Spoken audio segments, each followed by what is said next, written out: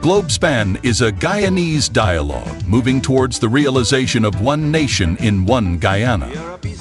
It's a platform that offers an all-inclusive discussion with the pros, the cons, the ones that have taken a side, and the ones that stand in the middle. Globespan believes agreeing and disagreeing are part of the nation building.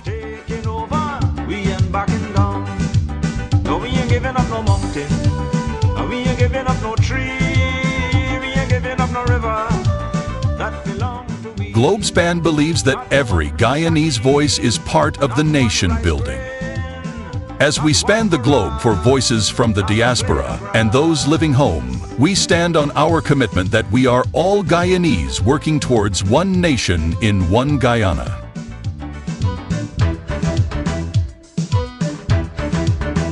This land is our land now. As the world turns on its axis, bringing changes, we as Guyanese must adapt to those changes for a better Guyana for all. Globespan stands on its axis with its belief that one nation, one Guyana, one destiny must include voices from all corners of Guyana.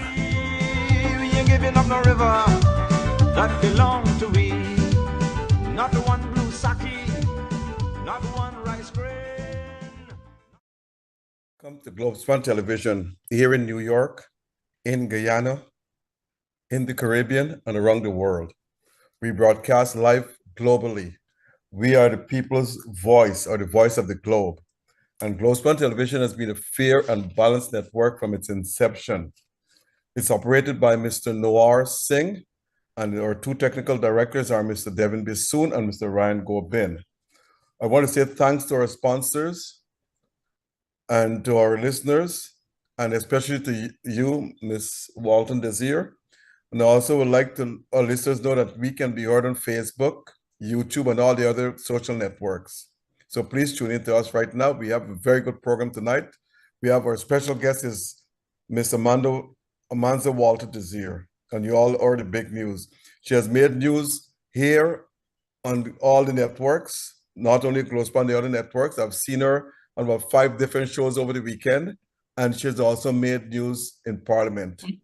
she's been someone you want to listen to in Parliament in any one of the debates.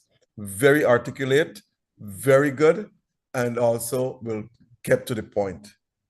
So tonight we expect her to do the same here, because I already have a number of questions and I've been bombarded by our listeners to ask you X, Y, and Z. But I want our listeners to know that we can only ask so many questions. So please bear with us on that. Ms. Desir, welcome to the program. Thanks for joining us. Thank you. Thank you, Dr. Rose, for having me. Always a pleasure to be here and to speak with you. You are well known, so we don't need any background from you. But I want to just ask your opinion on this. Yesterday, 11-year-old Adriana Young was put to rest. What are your thoughts? What are your views on that? How she died and whatever it is, anything. Dr. Rose, it's not the natural order of things for a mother to bury their child. It's a reversal of the natural order. And so I was there yesterday. I sat with Adriana's mom throughout the service, and the weight of that grief is indescribable. When you think about the fact that this is a mother and a father that did everything that they could, they did it the right way. They didn't fail her, but it is the system that failed them by not reacting soon enough, by detracting from, the truth, by appearing to side, or not appearing to side, but siding with persons who might have been complicit in harming her, creating false narratives. When you think about the fact that it is the entire system that failed her parents, her family,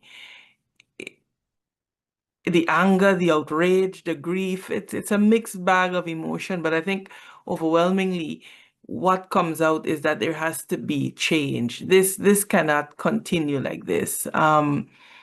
Parents should not have to go through this. Mothers should not have to go through this. Fathers should not have to go through this. Communities should not have to be placed at odds with the police, the very people sworn to protect them. And so I think Adriana's loss has awakened the conscience of some of this country, because the insensitivity that I see expressed daily on social media and in public spaces is ridiculous. And so I think it calls upon us to collectively decide that a change is necessary, collectively decide that we can't continue on this path anymore. There has to be an about face, and we have to take a new direction and move this country forward. Thanks. Now, almost every speaker heard at the funeral has called for justice for Adriana. Do you think she will get justice? With the current government, I am not optimistic. I am not optimistic. The current administration has done everything to convince the people of Guyana that we didn't see what we saw, but we know we saw, that we didn't hear the things we heard, that the police did not lie, and then to come in and to bring an investigator that, for all intents and purposes was an agent of the very police that he was supposed to have been working with, it's really an insult to the people. And Martin Luther King said something. He said the moral arc of the universe is long, but it bends towards justice. And justice will ultimately be served. Justice will ultimately be served. Okay. Now, I've listened to you on several networks over the weekend and before. And one of the key points you have been making, that the people in this country are suffering. The cost of living is rising. Almost every food item has increased 1, 2, 3, 4, 5-fold within the past year and continue to increase. And you have said the poverty gap is widening. Give us your thoughts on this here. Oh, that is absolutely true. Every village we go into, every town you visit, it's the same thing. We can't afford things. We can't. The prices of basic commodities are so high. We can't feed our children 3 square meals a day. And the government of the day is not paying attention to how its actions are adding to the inflation that's happening. One parent said to me, she said, we welcome the cash grants, but we have a problem. Because if the stores know that we're getting the cash grant today, the cost of a shirt on Wednesday is $1,500. If you receive the cash grant and it starts to be distributed Thursday, by Friday, it has increased by $1,000. And then we purchase it, the money is done, but the price still stays at the upper limit. So there's a problem, even in the manner that these cash grants are affecting the economy, because God forbid a child needs to have that shirt replaced, it's now at the higher price, and this happens every time this happens. So there clearly is need for a more holistic approach to this. Food is an issue, basic food items, transportation is an issue. The ordinary Guyanese man and woman that isn't earning top dollar, the senior public servants are having problems making ends meet. What used to buy a week-long supply of food and for school and for snacks now is spent in 2 days. So there is a real problem that this government is not addressing. Now, these are the problems. The question I'm putting to you now as a former MP, because I think you resigned from Parliament, and a stalwart in the PNC, how do we solve these problems? Dr. Rose, it has to begin with, I believe, the changing of our political landscape. what has been dogging this country for a very long time is the either-either-ness of our political system. And when one party is in power, another side feels disempowered, and vice versa. And it has locked us in a cycle for close to 50 years. Now, I will be the first to say very, very clearly that under the coalition administration, there were improvements. There were improvements. And that has to be noted, without oil money. But we continue to be locked in this cycle. And then, of course, you have the issue of elections and free and fair elections. You have the issue of the voters list. You have the issue of the Guyanese people perceiving that the judiciary is not independent. So there are foundational issues that have to be fixed if we are going to unravel this mess that we find ourselves in, or clean this mess that we find ourselves in. Because make no mistake, we are in a bind as a people and as a country, because you have the top 1% enjoying wealth. You have a large swath of people in the population feeling as if they are locked out of the political system, feeling as if they're not adequately represented, and feeling that there is no room for progressive ideas. So we have to fix the foundational issues that we have. We have to fix the voters list. We have to fix GCOM. We have to fix all of these things that will allow us the opportunity to breathe and to grow this country. So it's a question of political will as well, and it is a question of the people of Guyana understanding that government is meant to serve, and therefore your voice has to be heard. You must have a seat at the table. Your representatives must be allowed to speak, because we are in a representational system. So the awakening of our consciousness that we deserve more. Not that we're begging for more, but we are entitled to more. And I think as long as we can awaken the conscience of the people of Guyana, political leaders like myself will have no other choice but to respond. You said that the PNC, you knew no other party than the PNC, People's National Congress Reform.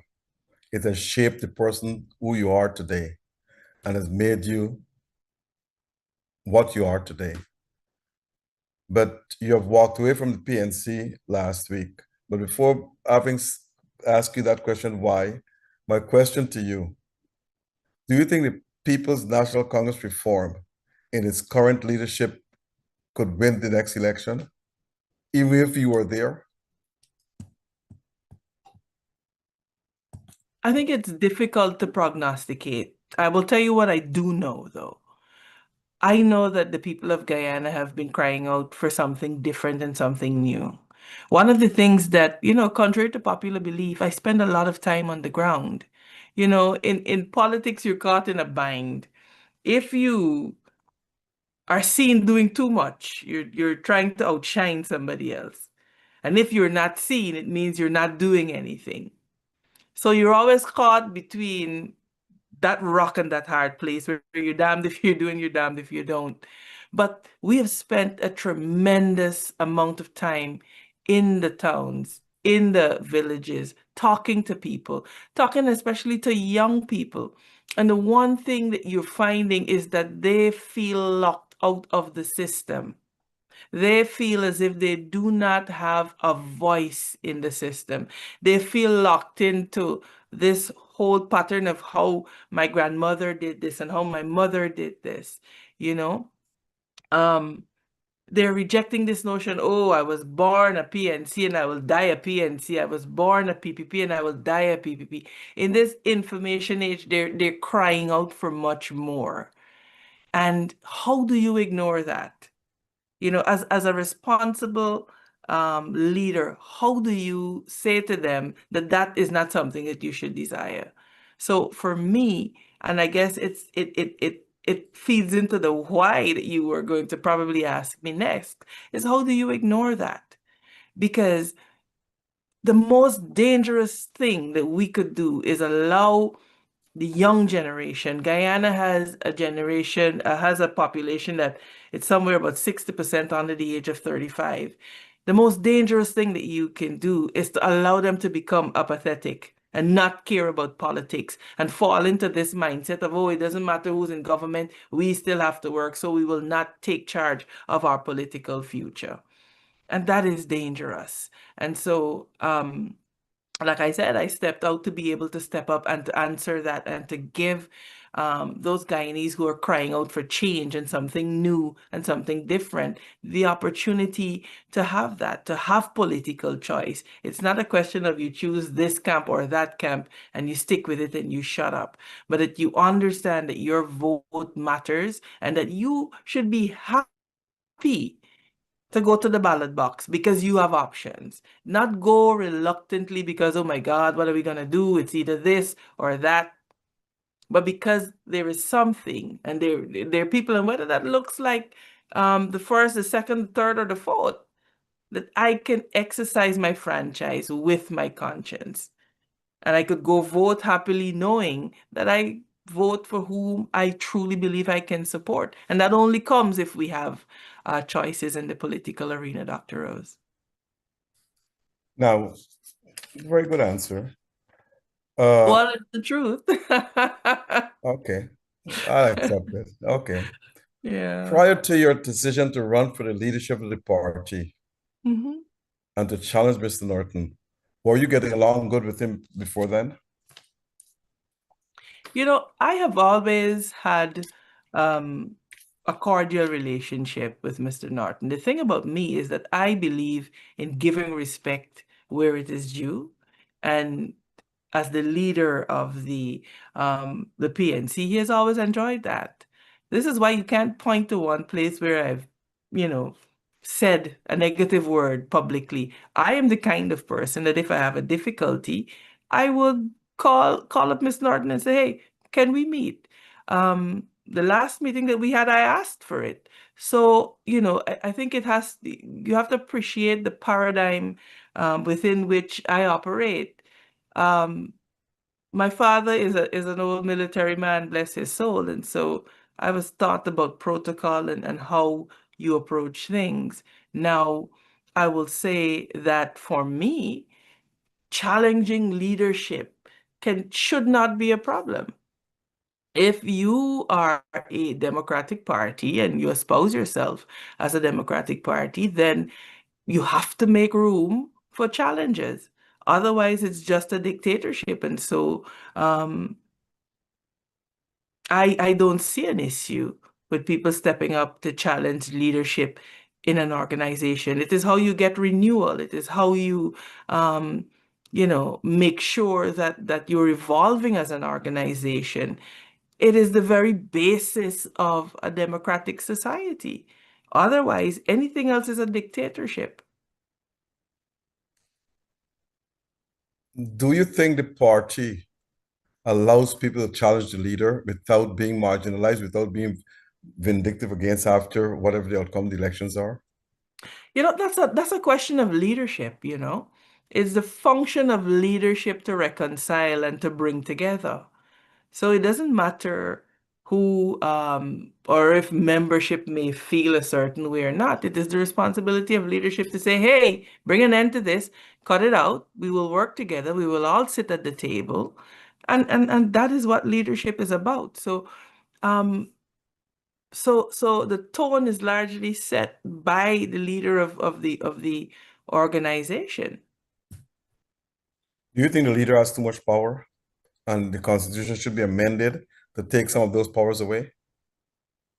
I believe that for any organization, including, the PNCR, and make no mistake, it is an organization that I love and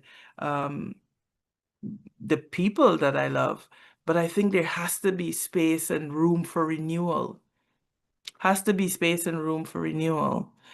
I think both parties are a microcosm of what some of the issues are in our society, and that is that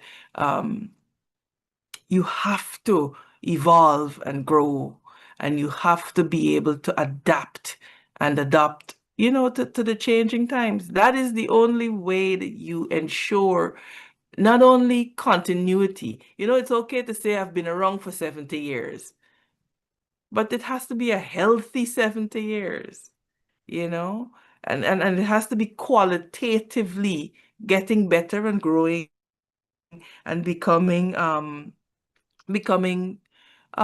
better. Okay, now following the elections in 2021, where Mr. Norton was reelected, do you think you were marginalized since then?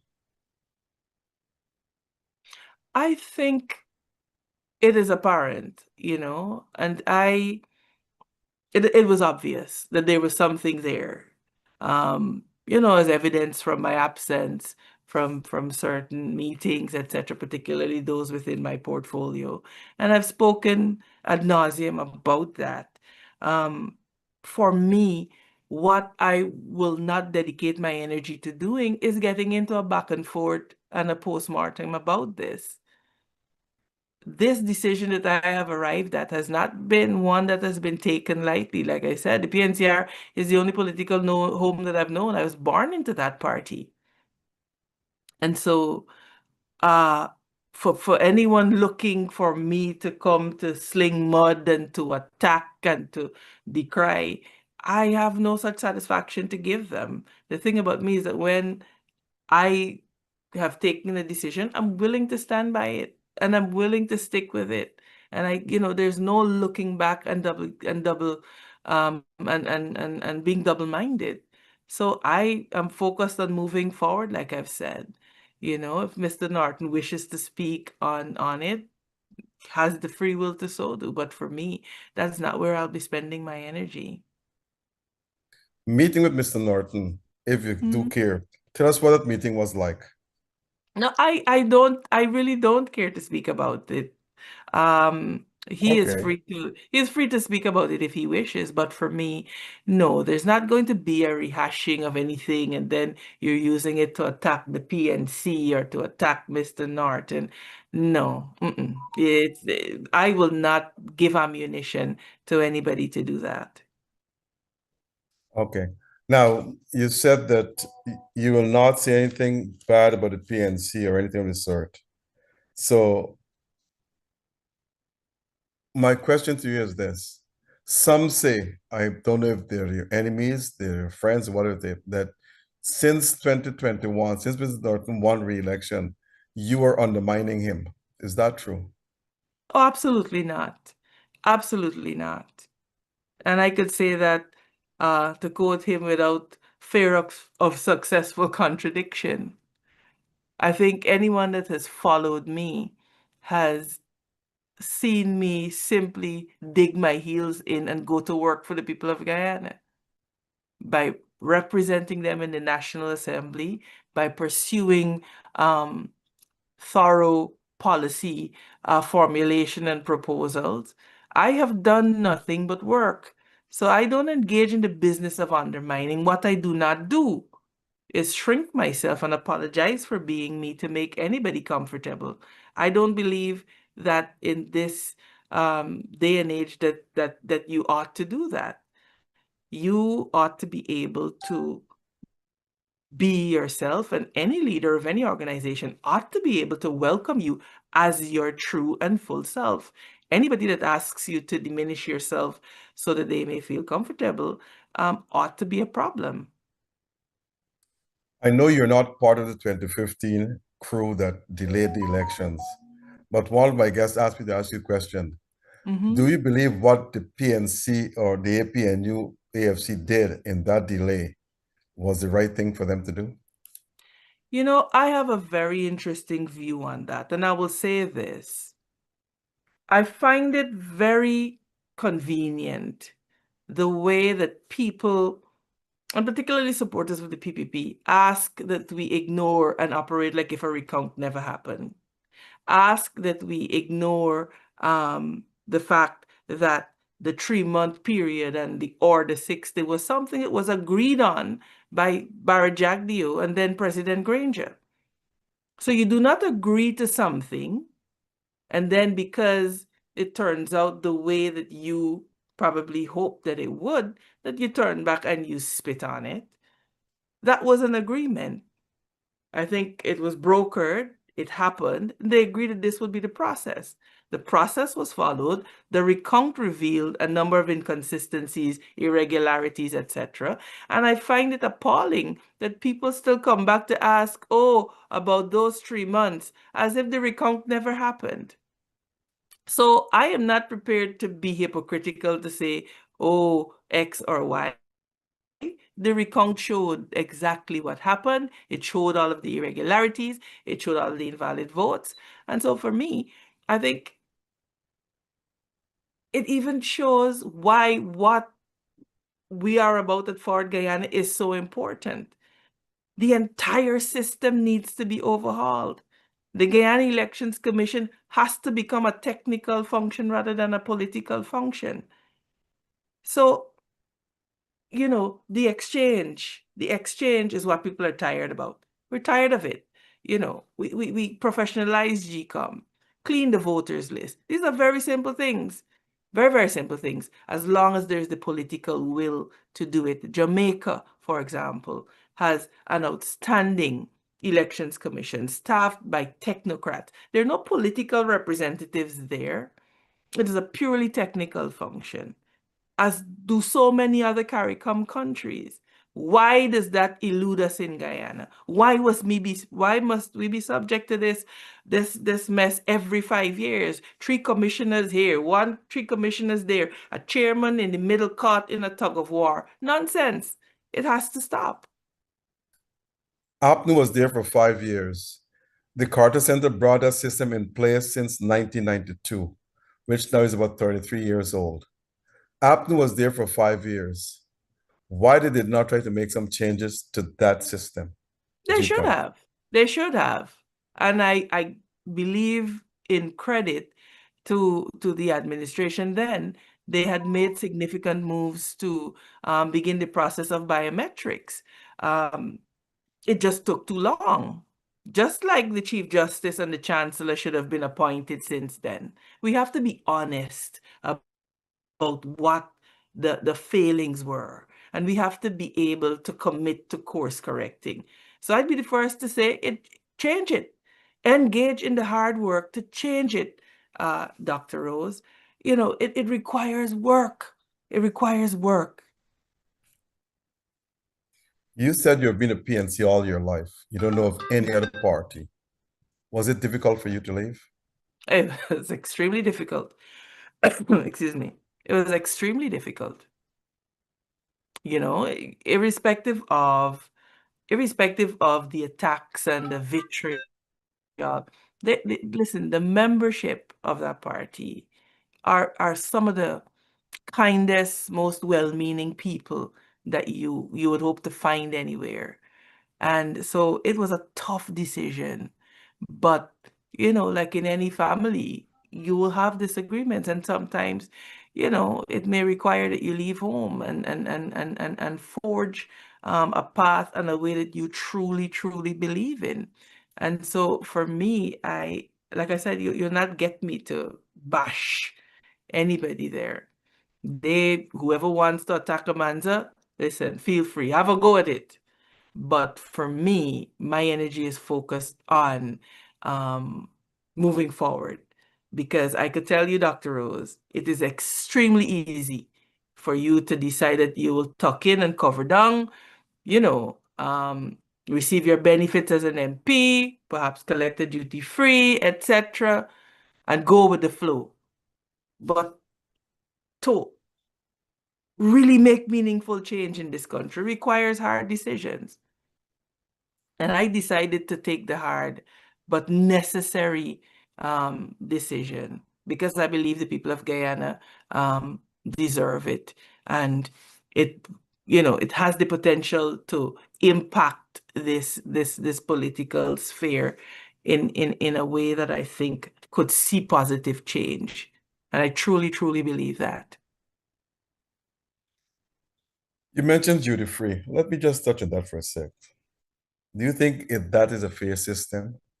Some people can get it, some people can't get it. what you think of that duty-free system? It should apply to all the people or nobody at all? I'm sorry, trying to unmute my mic.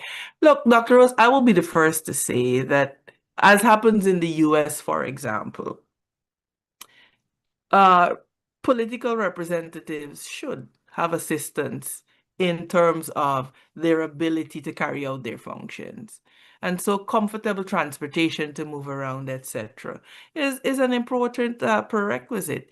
You know, opposition MPs, you know, save and except for the leader of the opposition, you know, there's not a lot that you have access to be able to do your work. A lot of it comes from a deep sense of commitment to what you do. So there's not,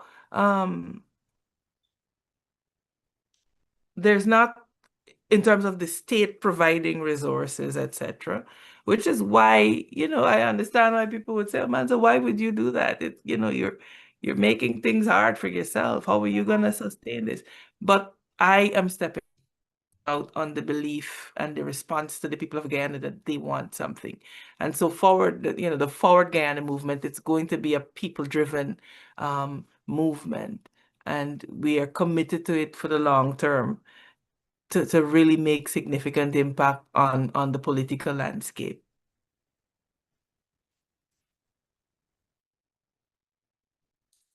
Okay,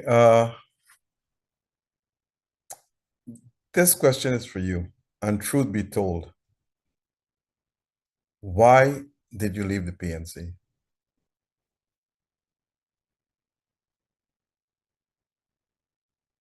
I mean, I've said it before. I've said it before, because I truly believe that the people of Guyana want something different. They want options. They want to feel as if they have a way out of this either or system. You know, they want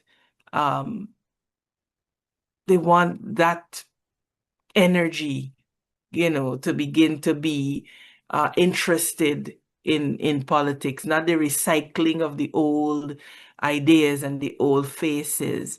And because there is so much information available now, because of the internet, Guyanese are seeing, they're looking at Suriname, where, for example, no one party has been able to form the government, but a number of parties had to come together, ensuring inclusivity, ensuring more people at the seat of decision making.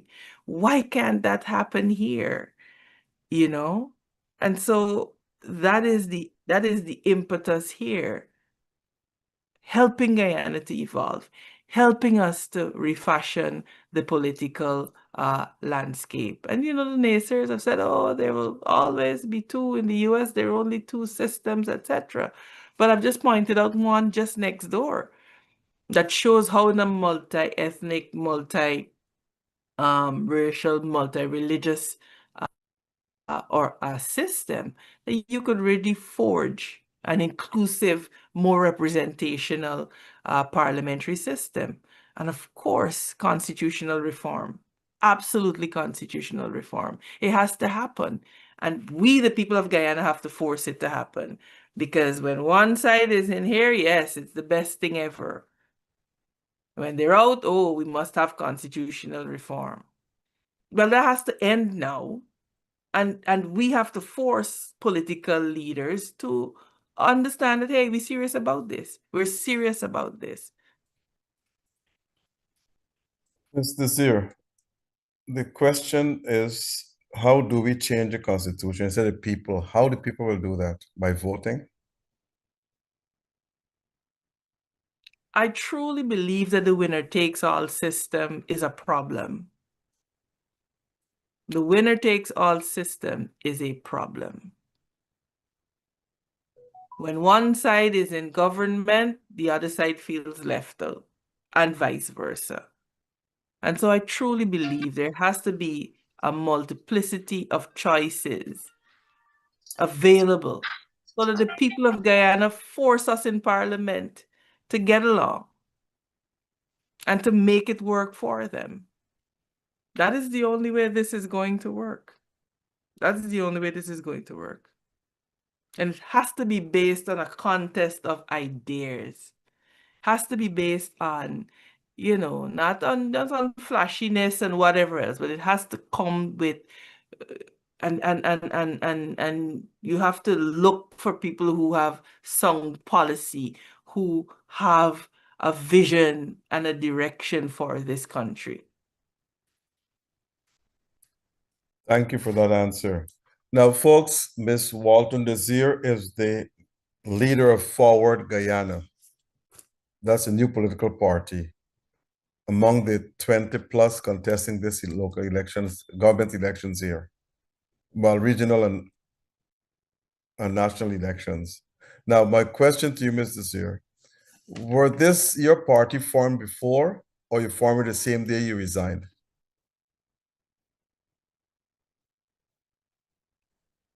The idea came about, I think, a few days. It was about 2 days before, because after a lot of prayer and soul searching, and Amanza, what is your heart telling you that is required for this time? Now, what is expedient? Not, oh, just hang in there a little longer and you wait for somebody to drop out or to fail or to fall down. But what is it that you believe that you have to do in this moment? And so yesterday was the day for symbols, etc. And so we've worked assiduously since I've done that resignation. I've heard people say, oh, she got a website. Oh, she clearly been planning this for so long. You can use WordPress and build a website in 3 hours. And so it's very ridiculous to me that people take efficiency as a sign of, oh, some plotting and planning. You build a website with WordPress in 3 hours. So you're the official presidential candidate for Forward Guyana. Well, we have some exciting news about the coalition that will come out in another day or two, so stay tuned. Or you're forming a coalition too? Yeah, listen, there are a bunch of like-minded young people in Guyana that want to see this thing changed, that are of the same mind and the same spirit. So stay tuned and we'll see what's going on. We'd like to know who will be your prime ministerial candidate. You will know. Listen, nominations day is the 14th of July. And so we, like I said, it's intended to disrupt this winner takes all politics. And that's what we're about. What is your vision for Guyana on politically, economically, and socially? Politically, a system where it's never going to be perfect, but one that works, one that sees Guyanese feeling as if and believing that they have a stake in it, one that sees our young people not being apathetic, but being eager to participate in this political system because they are made co-owners of the future, and as co-owners of the future, having a say in what we do presently. A political system where you have not just either this or that, but because of the way it is engineered, you can have your multiplicity of choices. One of the things that I truly, truly believe in is that people must be able to run in their constituencies and win their constituencies. This list system is problematic, and it opens us up to too much manipulation and opens you up to having to toe the line and to sing a song and a dance to hope that you get on the list. That is nonsense. If you believe that you're called to leadership and you live in a region or in a constituency, you must be able to win office based on what you bring to the table in terms of representing the people. The people must like you and want to put you there, not some leader of a list who, wields this power to decide your future, etc. I think it is time we reject that system. So we must take this matter in hand And so if I live in this area and I run here, I am responsible for ensuring that the streets are well kept, that water is provided, that sanitation, etc. Much like happens in a lot of our Caribbean countries, where you have to run in a constituency, win your constituency, so that it is really government for and by the people, not government by a list. Socially, Go ahead. oh no, I think socially it's important that we have a new compact with the people of Guyana. I think it is important. For too long, the people of Guyana have been an afterthought, and they've not been the center stage. Infrastructure has been the center stage. There has been more concrete than care in the way that we govern. And so it's time for a new social compact where we invest in our human capital, where we give families the help that they need, the social safety net that they need in order to be able to grow and to thrive. What use is a good road when your people are broken in spirit? It makes no sense. You know, what use is it? Oh, we're creating jobs, but guess what? A mother of a newborn child has no daycare for that child to go to because there are no public health care daycare facilities. And the meager salary that they get, by the time they finish paying for child care, there's not enough left to run a house. So there has to be a compact where we decide that we are going to do everything that we possibly can to support and make the lives of Guyanese easier. Dr. Rose, we've earned that, man. We make now between $8 to $9 million per day in oil revenue. We have earned that. And governments have to stop using the people as pawns in their political games. You know, you promise them the world, and then once you get there, the door is shut.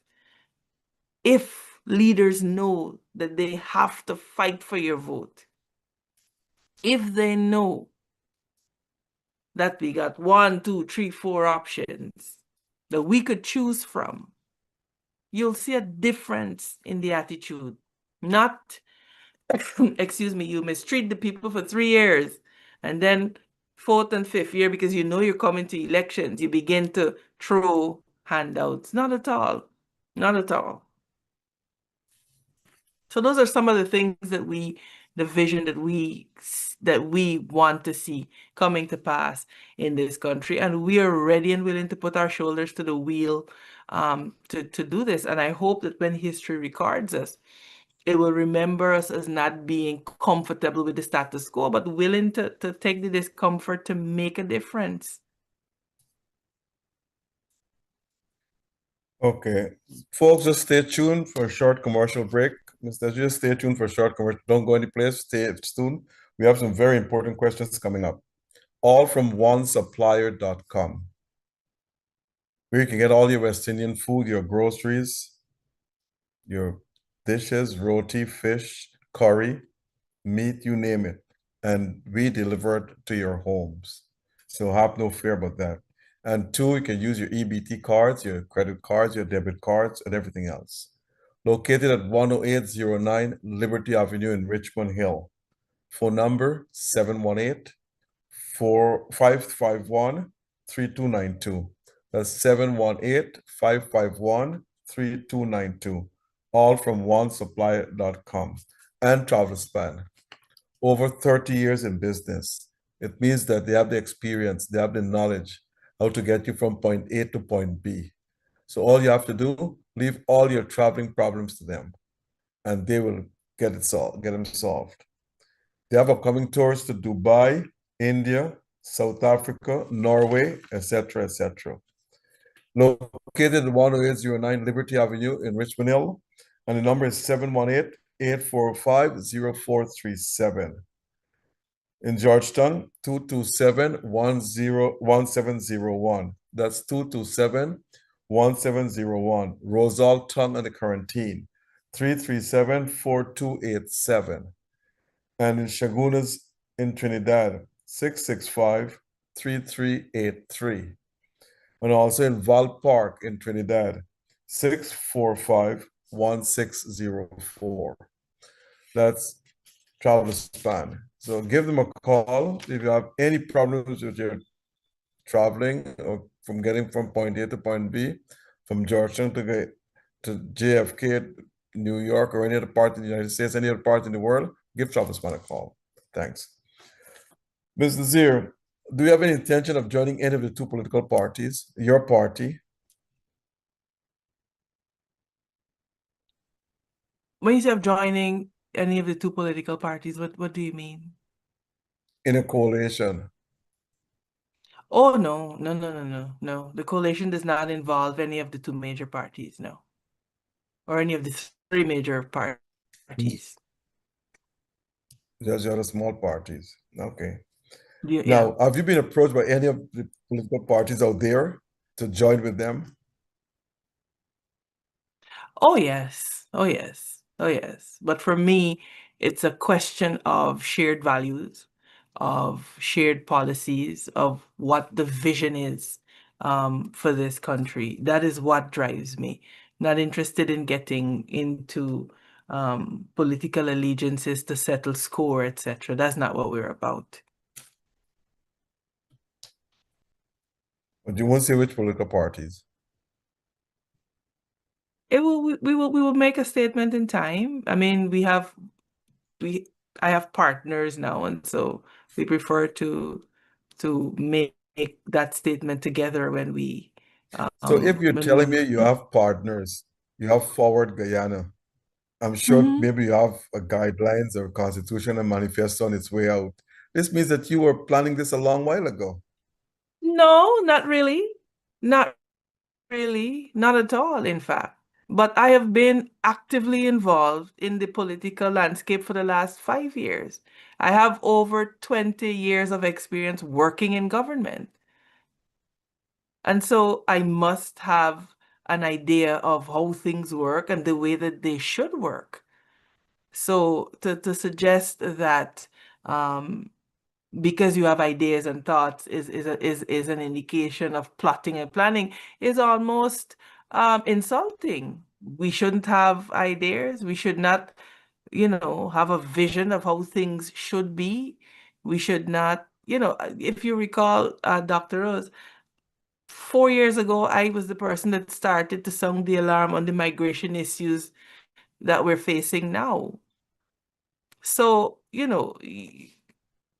working in government and intergovernmental organizations for close to 20 years, being a lawyer for over 20 years, and being integrally involved in government, because governance is where I spent the bulk of my career.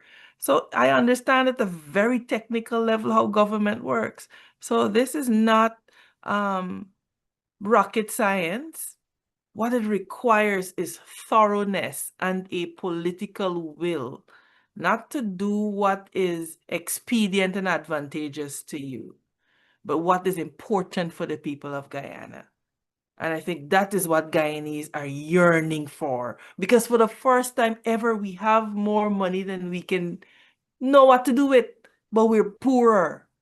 Guyanese are poorer now, with $8 million being earned by the government per day. I'm not prepared to stay And you're silent. talking about 8 million US. $8 million US 8 per million day.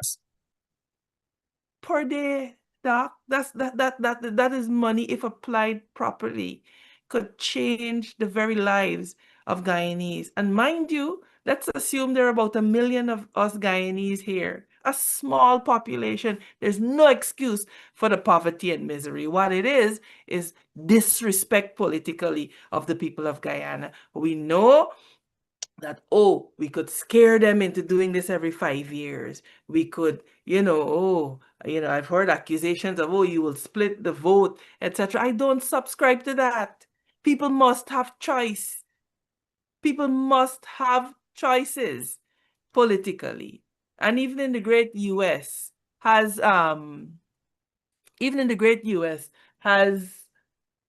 independent parties, etc. that run. So, I listen, I smile, but we move forward because, you can't respond to every criticism. You can't answer every doubter. The government will say that we've made UG, universal education, free. We are giving kids cash, because we care money. We have issued cash grants to the people, and perhaps they'll do it another time again, and so forth. And they have built houses for a number of people in the country. They could make that argument against your argument. I would say What do to you think? them that we are at the point where every Guyanese should be able to have a free house lot. We have enough country, we have enough space, we have enough vision. And if we were serious about countering Venezuela, we would incentivize the populating of the Essequibo. We would incentivize Guyanese moving out there and setting up cities there by giving people housing, etc., putting in infrastructure there. We're crowding people on this coastline that is under attack by the Atlantic, not investing in climate resilient infrastructure. What are we doing? And then they're building the houses to such substandard quality that in another few years, the people who they're supposedly giving out house to have to almost rebuild it because it is so cracked and so defective. We're building hospitals, but we don't have nurses to staff them because our nurses are fleeing to Ireland and to London, etc. We're building roads, but if you drive through the city right now, a lot of the major roads, particularly those that have bridges, are sinking. The end of Smythe Street just washed away the other day. Impossible. It's happening on Main Street. You see? So what this government does is that it appears to pull the trigger very quickly on projects, and you have to give them credit for that. But in their haste, they lack depth. This is why you will have a bridge without, the hydrographic and geotechnical surveys and studies being done. And they slap glittery paint on it and, oh yes, that's development. That is nonsense. We have to open up this country. We have to take every region by region, and develop it. And most of all, we have to incentivize populating the Essequibo. To populate and to govern is to populate, and to populate is to govern. We keep underinvesting in the Essequibo and allowing Maduro to believe that, he can dance on our Western Front. We have to be serious about it. We have to put our people in the Essequibo, incentivize Guyanese. Go and, the West in the US was opened by homesteading. The government has to invest in infrastructure that will see our people going there and building a life there and establishing cities there. That is why the David Granger-led administration built out towns in every administrative region, townships, because it was intended to be an administrative hub that you would build out the population from. The PPP, unfortunately, does not have that breadth of vision. So yes, they can claim these developments, but when you strip it away, you see it's exceedingly superficial, and it will cause us to suffer in the long term. And actually You've heard create a about nation of Mohammed. handouts. What do you call handouts? The cash grants? No, I'm saying that you will create, instead of creating an economy where you can participate, and of course, you listen, we have heard all along about Guyana and its resources. I know that we have it. People must benefit. People must benefit. But it has to be done in a manner where it does not fuel inflation and drive up the cost of living. And the way they're doing it right now, people are unable to retain that money. So you're getting it, yes, but as soon as you get it, it's done in one day. The $100,000 is finished. And if you have 2 children, God help you, much less 3 and 4. So I'm saying it's lazy economics that they are engaging in. You have heard the name Mohammed. That's become a household name in Guyana. Every place I go, Mohammed, Mohammed, Mohammed. And now his party, WIN, We Invest in Nationhood, has also taken hold in certain areas of the country and so forth.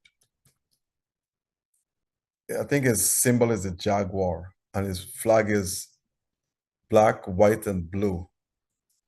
But what do you think of him and his movement? I am yet to hear of his policies and the way he views this country. So I don't have much to form an opinion on, because for me, charity is good, doing good for people is good, but it takes more than that to run a country. So I really wish him the best. He has his legal troubles, of course, and how those are resolved remains to be seen. It's not something that could just be ignored or casually swept away. So for me, it's difficult to make a judgment. And I think what is happening is indicative that the people of Guyana are yearning for more. I think that is an indicator of exactly what I'm saying, that people want change, they want more, but certainly we have to give them options, and we have to give them sound options. We've got to give them people who know about policy. We've got to give them people who know about what it means to stand up in parliament and to represent. We have to give them people who understand what working in government really means and what it takes, you know? Mr. Zir, elections in Guyana cost a lot of money. The way the country is being built from coast to coast, the interior, and the other rural areas of the country. Mhm. Does your party and your coalition partners have the money to cover the length and breadth of this country? You know, Dr. Rose, what I will say is this. This is a people-driven movement. And certainly, for the last 3 days, maybe 5 days, we are so heartened by the support. We have people calling, how could we give? How could we donate? I said when I was speaking at my press conference, do you have a truck? Do you have this? We've gotten calls. MP, I am in this part. I have a candidate you could use. We want to donate a PA system.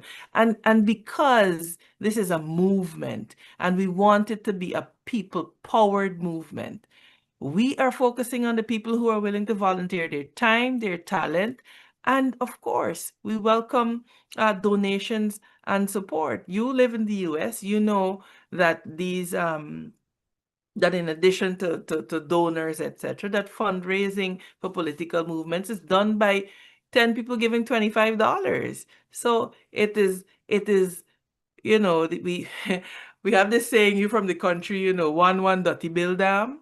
And that really is our approach to doing this, because this is a movement. This is a response to people's cry for change. And we believe that as people see the vision, they'll be willing to come alongside it. And so we're heartened by the response for donations of materials, of equipment. It has been tremendous. It has been tremendous. You have mentioned the name movement. But with all due respect to you, movement is different from a political party. So what the party is registered as, a movement or a Absolutely. party? Absolutely. It's registered as a movement contesting a political election. And you're absolutely right, because I want it to be understood that we're not just here to play around. We want to build a movement. It was the civil rights movement that led to, Black and brown people in the US that they enjoyed the rights that they are enjoying. And so it was deliberately named that because we want people to understand that this is about long term. This is about impacting the future. This is about evolving and continuing to evolve. Hence the term movement being invoked. Correct me if I'm wrong. In order to have a party registered to contest the national regional elections, you have to have names from at least, I don't know how many names, from 6 regions out of the 10. 6 regions out of 10 at a minimum. And I don't know what the number of people you have to sign on. You have to have, for your national top-up list, you have to have 375. And for the geographic and the constituency, for the regional and constituency, you have to have 175 signatories each. And of course, the number of candidates you need vary by region. And you have that going for you already? We're in the process of collecting signatures. Like I said, a number of other political parties have come on board. And so it's a question of us pooling our resources, pooling our lists, because our vision aligns with each other.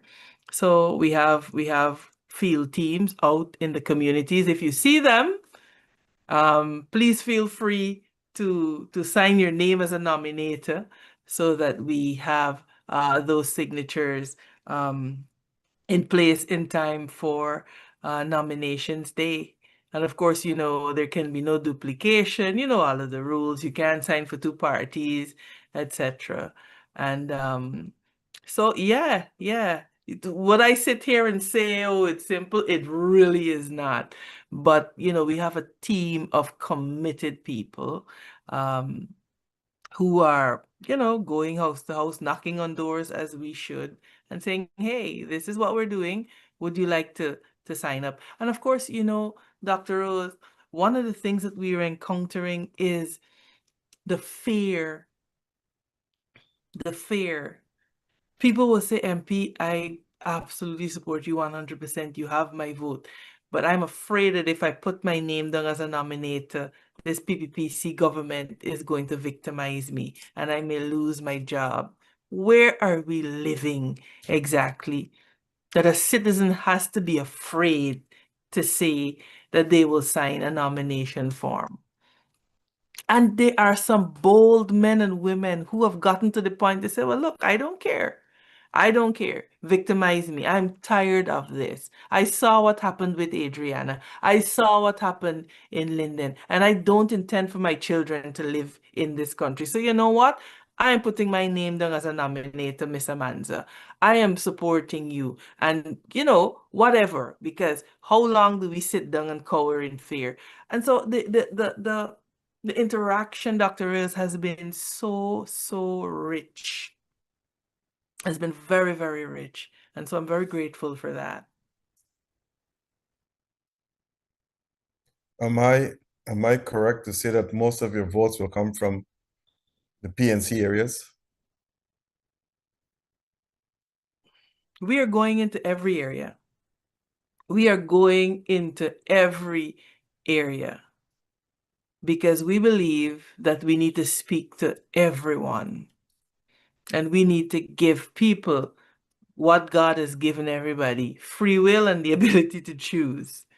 So this is not going to be confined to PPP, PNCR. This is about reaching the people of Guyana with our vision across ethnic lines, across religious lines, across regional lines is what we're looking to do. Mr. Desir, I don't know you that well, but we have spoken over the phone from time to time. You seem to be a highly qualified person, having a good job, living almost happily as ever as possible. Why do you want to do this? You know, it's something, it's a question that I get all the time. I mean, a man's a good God, just go practice law, earn a couple of $1 million a month. Why are you putting yourself through this, you know, the insults, the ridicule? And for me, and I've encountered a lot of young people with a similar spirit over the last few days. For me, it's about purpose. Because how do I know that I can make a difference, know that I can make a contribution, but choose instead to do the comfortable. One of the things that my parents taught me is always pursue purpose. And so I believe that I have a contribution to make in this regard. And so I'm stepping up to the plate. Yes, I have options. Yes, I could live a comfortable life. Yes, I have the world of options, but not every Guyanese has that. Not every Guyanese girl that may look like me has that. So how do I not reach back? How do I do what it is convenient for me only? I think that is selfishness. That is what I think is selfishness. So I'm making a contribution the You're not best hungry way for I know power. how. Not at all. I've heard that and I sit and I You're not, smile. Oh, she's ambitious. And I'm not sure that ambition in a woman is a bad thing. Oh, she's power hungry.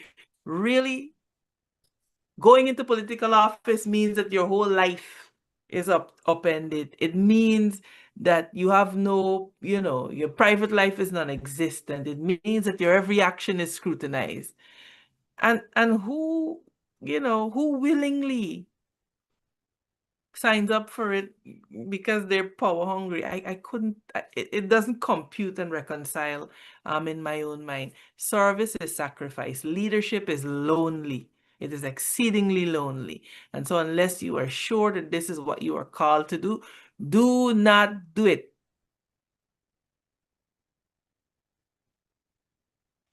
look, as a political scientist, I don't know who will win this election because we don't go about predicting elections like 3 months before. Within the last 30 days or so, yes, I can say who is gonna win this election. Like in 2020, I said who was gonna win the election, and it's gonna be a very narrow election. Now, if an election is being held today, I know for sure the PNC will lose about 10 of the seats they got right now, possibly more. If this trend continues until September 1st, and the PNC lost about 8, 9, 10 seats, my assessment, and this is my analysis, is not anybody's own, that the party will want a change in leadership. So Norton will have to go. And if they called you to come back into the party, would you go?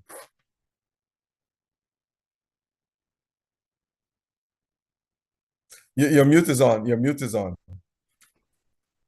It is difficult for me to say and to prognosticate. I think where we are is focused on, like I said, giving people the options that they should have. And because for me, it is never about wanting to take over the headship of any organization. I challenged because you said you're a democracy. Okay, let's see. Let's see how democratic you are. You know, hold a mirror up to the face of the organization. You say you're this, okay, let's see. And I think people very often misconstrue that for being power drunk, etc. This is not about power, it's about purpose. This is not about wanting to be the big kahuna in any organization. It is about responding to the people's needs and responding to their desire for something new and something different. For me, I will always wish the PNC well. It is in my heart, that party. But sometimes life requires and purpose requires that you walk a different path. And as it stands right now, that is what is ahead of me. And chances are you'll walk back that path.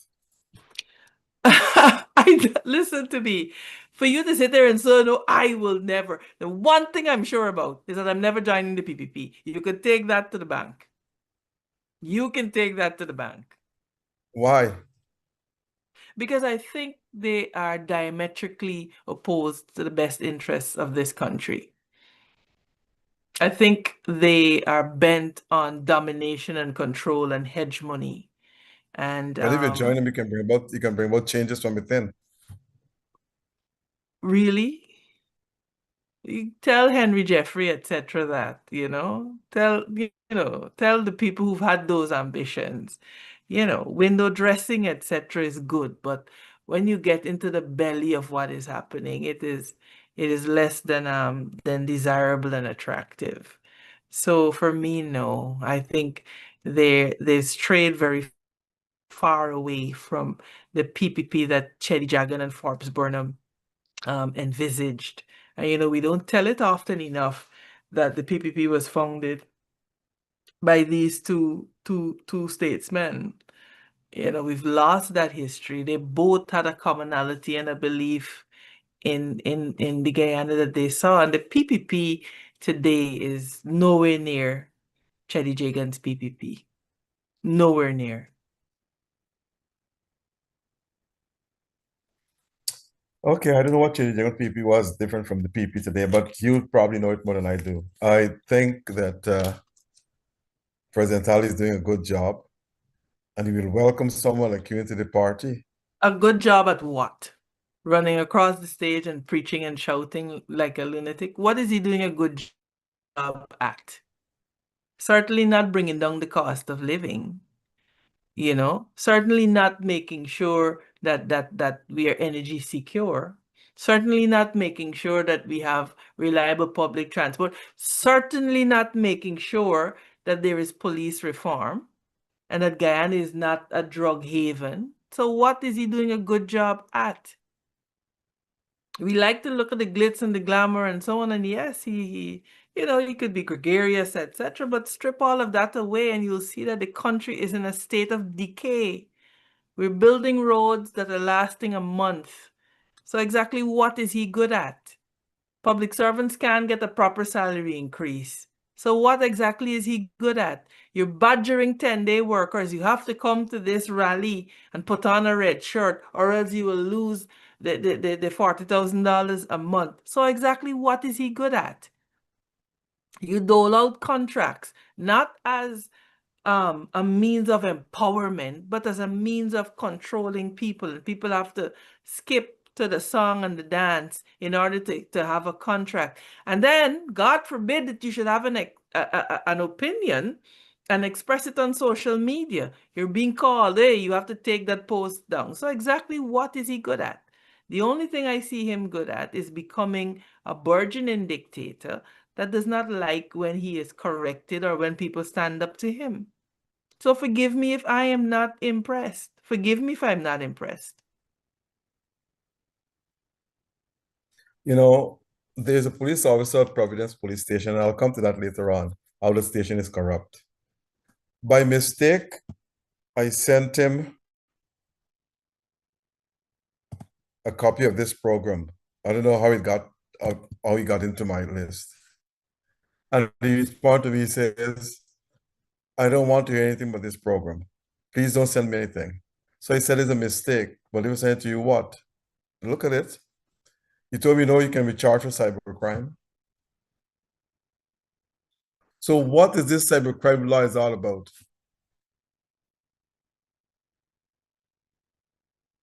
Your mute is on. You see, it is a law that should have never been passed in the first place.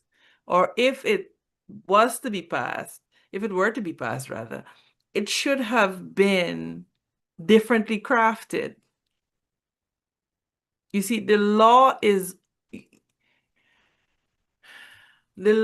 a thing that you have to understand. Depends a lot on the spirit and intent of the person who is required to enforce it. And so whenever you are drafting laws, you've got to bear in mind the mischief that you are trying to correct. It can't be that it is expedient for you at the moment. It must be aimed at curbing a particular mischief. Because there's always the possibility of it being used against you should you lose political power. And this is what we see happening now. You craft the law in a draconian manner, but okay, we are a more lenient government, so we won't take it to that degree. But you have a government that comes in now that has no scruples. If a minister's feeling gets hurt, you get reported for cybercrime and you have to fine $100,000 bail, etc. So, you know, that's a whole lot of discussion for And another day. another half million, Another another another half million half to a pay lawyers million. like you, To, to pay lawyers like you. well, look, well, you know, I don't do criminal law and litigation, etc. You know, I'm more specialized. But yeah, it costs you a penny to hire a lawyer.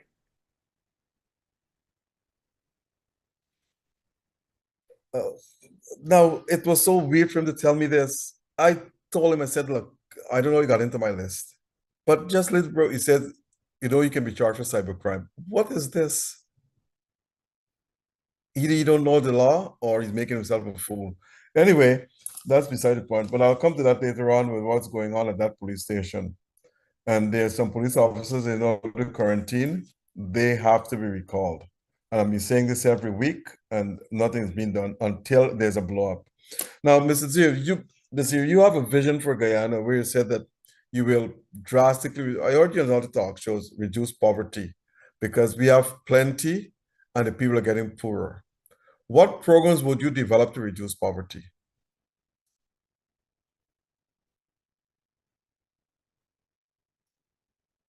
Dr. Rose, like I said, we are currently putting together, and I look forward to telling the people of Guyana more about this, but we are looking and we're putting together an economic compact with the people of Guyana, where our vision is that we have an economic compact and a developmental compact that agrees across party lines that these are the developmental priorities It's like of Hobbes' the social country. contract. And political parties don't get to deviate from that. They get to compete on how it's implemented and who can do it more efficiently. But at all times, there is a developmental bipartisan compact that says these are our developmental priorities. And we believe that once we can establish that, a lot of the bad planning and the wastage that we see currently happening will be cut out. The 5-year cycle of make and break will be cut out. And so you'll have a lot more now available to invest in the people of Guyana, in social services, in improving our human capital, in improving the quality of you know, our education system, of our healthcare system, of investing in the people. We are taking this thing back to basics because we have not taken care of the basics. And because we've not taken care of the basics, we do not have a strong foundation to build upon. So there You is said where, and please, you go said ahead. we're not paying civil servants enough, civil servants / public servants and so forth. How much would you recommend they be paid as a starting salary? Look, we believe that at a minimum, the lowest paid public servant here or private sector, because the private sector has lower wages, should be Right. paid $200,000 per month. But outside $200,000 of, per month. at a minimum, revising the income tax threshold, etc., getting money into people's pockets is one thing. Enabling them to retain it is another thing. And so this is why a holistic approach is required. So we are sitting down, we are looking at the current offerings, and we are saying to the people of Guyana that this could be a better way. We're not delusional. Like I said when I opened, we don't have illusions of a majority just yet, but we want enough people to be awakened to what is possible for you with How what much would we you have. pay? How much would you pay old age? How much would you increase old age pension to? Dr. Rose, we are going to be rolling all of that out very, very soon. And I do not want to be premature. You know, one of the things that you understand is that parties are still making Announce their it here. Make manifestos, this your announcing right? platform. Announce it here first. No, well, we will come back. We will come back because what we want the people of Guyana to see is not that we're just plucking out promises here and oh, get the best bargain here, but there's a comprehensive, well thought out economic development compact that will see a tide that raises all boats. So happy to come back on your platform to discuss some more about Announce it here first. All right. Well, we'll see. We'll see. We'll see. Now we're coming to the end of the program. So Mhm. you're Forward Guyana. Tell the people what it's all about. Why this came about and what you intend to do with this Forward Guyana in the briefest possible time. How you found the name Forward Guyana, though? Where it came from? It came from an exhortation. Forward Guyana. Okay. It's time to move forward, Guyana. We're not going backwards. We're not going around in circles. We're moving forward. And the bridge is our symbol because we believe that it is time we cross over into that new day. We've been doing this for 60 years and it has not been working. And we're saying that insanity is doing the same thing over and over again and expecting a different result. What we are saying is that we're committing to disrupt the status quo. Every one of us who is involved in Forward Guyana could comfortably take a seat on any side of the political divide. But to do what? Perpetuate a cycle that has not worked for 60 years? You know, we were born and we met Guyana one way politically. We do not intend to leave it the same way we found it. And so that is what it is about. It's about forward movement.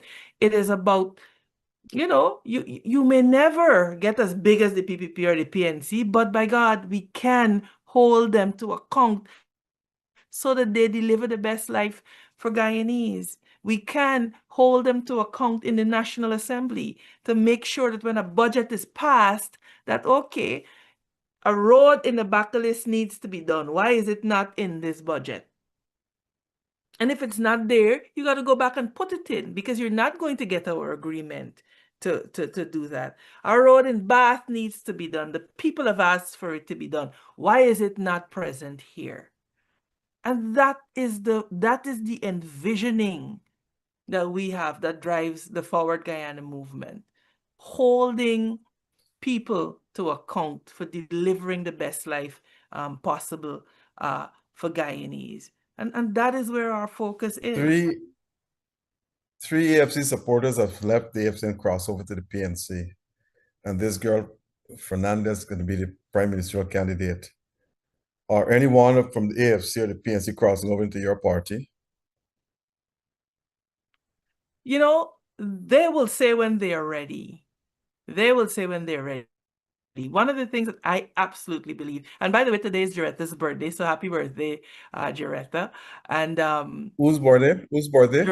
Jaretta Finance. Okay. Yes, today's her birthday. And so for me, I always respect people's right to choose. That is something, and this is why when, you know, people make their decisions, I have nothing to say one way or the other because they have a right to choose. But they also, particularly when you hold public office, you have a duty to explain to people and you have a duty to do it properly, you know? And so for me, I like I said, I respect people's right to choose. I wish it had been done differently, but that is not for me to decide one way or the other. Our focus is, like our name says, it's on moving forward, not moving from side to side, but moving forward, cutting through all of the mess and moving forward. So what you would like to see the Constitution being changed, reformed? Absolutely. Listen, like I said, we talked about having people having a more constituency-based political system, where we move away from this list system, and people are in the National Assembly representing because they were elected by the people to do that, and by dint of their hard work and representation, they are there. So there are a number of elements of constitutional reform that we would want, to be seen. We have to move away from this culture where we have to burn and loot and protest before people understand that there's a need for constitutional change. You remember that the changes that we had before came only after, people were in the streets protesting, and there were weeks of demonstration. Why must it come to that? So we're trying to disrupt, like I said, the system through the ballot, through peaceful means. And we're hoping that enough Guyanese see that vision, understand what this could mean for our future politically, and force us as political leaders to engage in constitutional reform. We have come to the end of the program. Before I ask you for your closing remarks, I want to ask you this. Over the last 3 years, how would you rate the performance of the PNC, your party at the time? Look, I have overall said, performance. no, listen, I have been very clear. I've been very, On very a scale from 1 to 10, on a scale from 1 to 10, 10 meaning the highest, 1 the lowest. No, I will not do that. What I will say is that I will be the first to admit, like I've said openly, that we might not have done all that we could to hold the government to account. I'll be the first to admit that. I believe that much more could have been done. I truly believe that we have to make more use of the courts. I truly believe that we have to be able to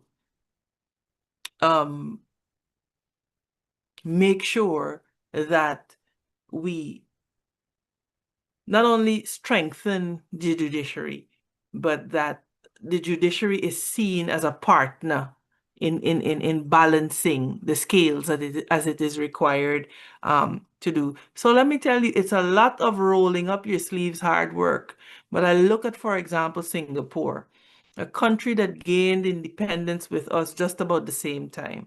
And I look at where they are, and I look at where we are. I look at Rwanda, for example. And yes, people may say, oh, the governance paradigm is different, etc. But they were able to accomplish some things after coming out of one of the worst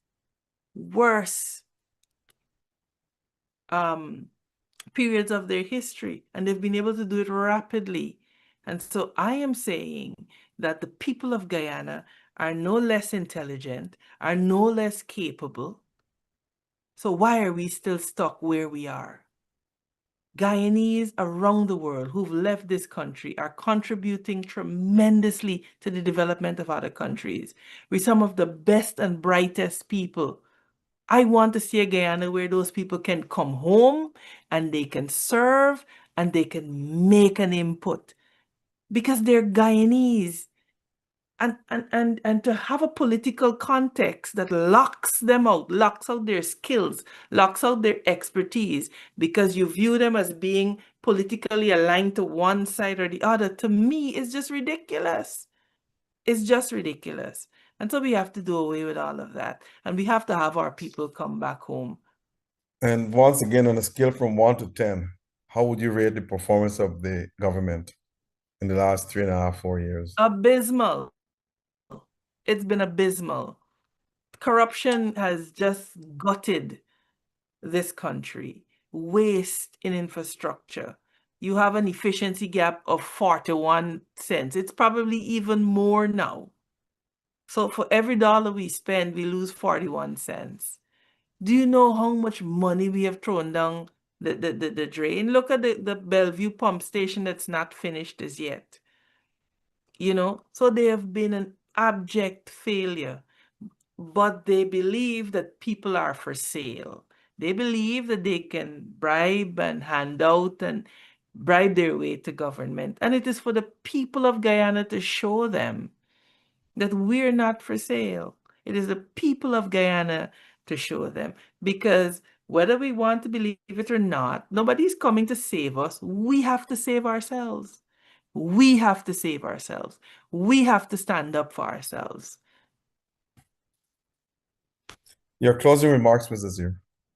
Just thank you for having me, Dr. Rose. I've said a mouthful, and I'm excited to come back again to let you know what some of our plans are for our young people, for our women, for our entrepreneurs, because we are happy with those people who are getting contracts here and contracts there. We want to continue that, but in a more sustainable manner, in a manner that doesn't require them to pledge political loyalty and fealty, So I'm truly, truly excited. We have a group of young entrepreneurs who have some incredible ideas on how to transform the entrepreneurial space in this country. And so we look forward to sharing those ideas with the people of Guyana, and hopefully they see it fit to put their X next to us in the upcoming elections. Forward Guyana. What's your symbol again? Forward, no, the forward, it's now the Forward Guyana movement. So the parties have had to combine their symbols. And so tomorrow we'll do a press release with all of that. Like I said, I am constrained because I do have partners in this in terms of making the announcement. So, but I promise all of the information will be available very soon. And follow our social media pages at forwardguyana.org, and stay tuned to our social media pages, our TikTok, our Facebook, our Instagram, for the latest updates. And of course, we are so heartened, and I want to say a public thank you to all those hundreds of volunteers who've already signed up to partner with us on this journey. Thank you so much, Dr. Rose, for having me as well. So all the parties will come on the Forward Guyana. They'll join you. The Forward Guyana movement, yes. Forward Guyana movement. Ms. Desir, was a pleasure having you here, but one thing you don't know, I already have some contacts with someone in your party, so I know what goes on. Well, I always do that. I have contacts in almost all the parties, so I know what goes on. Everywhere. Oh, yeah, that's what I'm good at doing. Link up with someone somewhere down the road, tell them to trust me. That's between us here. Nothing will get us to public. Chatham House rules. I understand. Well, thanks again for being here. I want to thank all our listeners, our sponsors. I want to thank you, Mr. Desir, for being here as well. And to Noir Singh, our operator and chief CEO, and to Devin Bissoon, and to Ryan Gobin for making this program available to people all over the world. And as I said before, we are a fair and balanced network. We invite every member of any political party to come on this show. Just give us a call and we'll get you an appointed time to come on the show to express your views. We do not discriminate against anyone. It can be from any political party. We don't care. You come here, you have a chance to express your views. And also, we can be heard on all the various social media networks, including Facebooks, YouTube, and so forth and so forth. So thanks once again, and hopefully tune in next Monday. We'll have another important guest. So stay tuned and have a blessed rest of the evening. Again, thank you, Ms. Desir, for coming here and enlighten us about your movement, your Forward Guyana movement. Thank you. And Forward One Guyana movement is just Forward Guyana movement. Forward Guyana. We are one people, one nation with one destiny. So we're moving forward into that. Okay. So thank you once again. And it's all been a pleasure having you. You know that this is about the 4th or 5th time you're coming in this program. Yes. So have a blessed rest of the evening. You too. Okay, thank you.